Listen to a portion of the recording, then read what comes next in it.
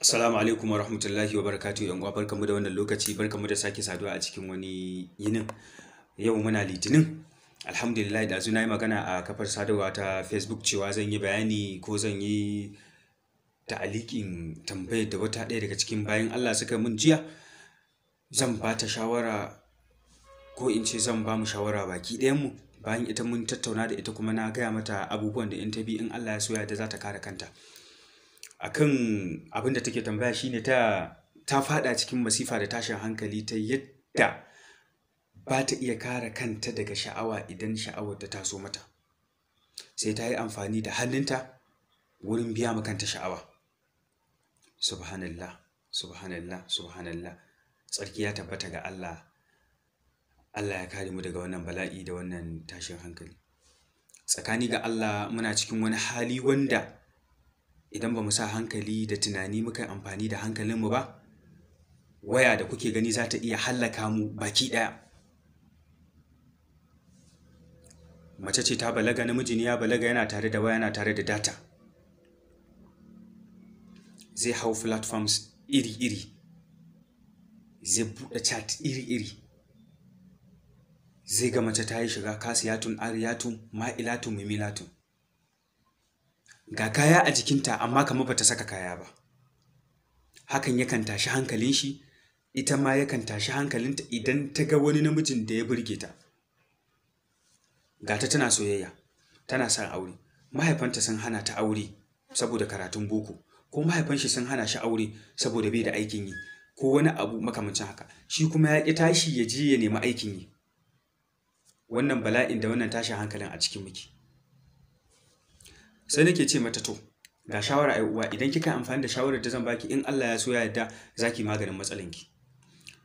Farko dai zamu koma akan shawarar da manzon Allah ya bada akan maganin rage sha'awa a cikin jikin ɗan adam. Duk ɗan adam haka Allah ya halicce shi, yana da sha'awa. Idan mutum bai da sha'awa shine bai lafiya. Amma ma damar zaka ci abinci ka ƙoshi, to kuma zaka samu sha'awa a jikinka. Musamman idan akwai kwanciyar hankali, dole sha'awa za ta zo. Ki yawaita yin azumin Asabar, Alhamis da Litinin in Allah ya yarda. Idan ma zaki iya, kina da ƙarfi ko kana da ƙarfin yin azumin, kai Saumu Dawud. Yau ka sha, gobe ka sha. Yau ka sha, gobe kai azumi. Yau ka sha, gobe kai azumi. A wata zaka samu azumi 30. Zaka samu azumi 15 in Allah ya so ya yarda. Sannan ka tsinduma ko ki tsinduma akan fagen abin da ya shahi Allah subhanahu wataala, ina nihin zikirin Allah.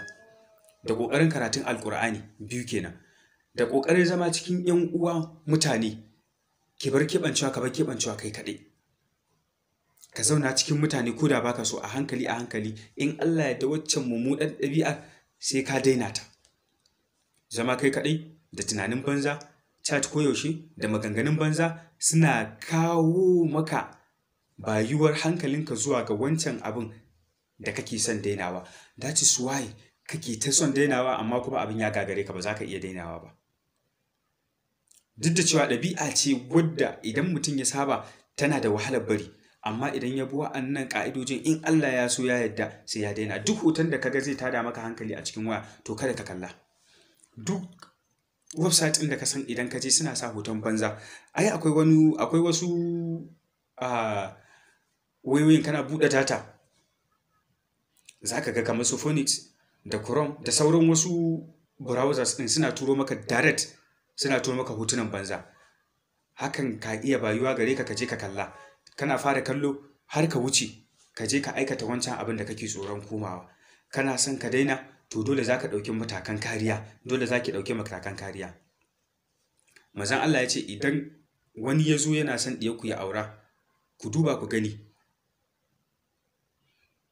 ya ɗabi'un shi, ya addinin shi, to ku aura mishi. Idan ba ku aura mishi ba, fitina da fasadi za su yaɗu a cikin ƙasa. Ba halin da muke ciki yanzu ba kenan? Tsadar rayuwa, sace-sace, kidnapping da sauransu. Ya kamata a ce mu amfani da hankalinmu wurin tsoron Allah subhanahu wataala. Ɗan uwa mai girma, 'yar uwa mai girma, mu ji tsoron Allah. Duk abin da muka kasance muna yi, idan muka faku a ɗaki, idan muka faku a toilet da sauran wurare na keɓantuwa mutum ɗaya, Allah na kallon ka ko kai baka ganin shi. Haka ya ce. Mu ji tsoron Allah, mu ji tsoron Allah, mu ji tsoron Allah. 'yan uwana maza 'yan uwana mata mu ji tsoron Allah, wannan shine sakona kuma shine hanyar da zaka kare wancan. Idan dai har baka bar ta'amuli da wa'annan abubuwan da za su bayu gare ka dan tado sha'awarka ba za ka gyaru ba. Allah subhanahu wa ta'ala ya samu dace. Wassalamu alaikum wa rahmatullahi wa barakatuh.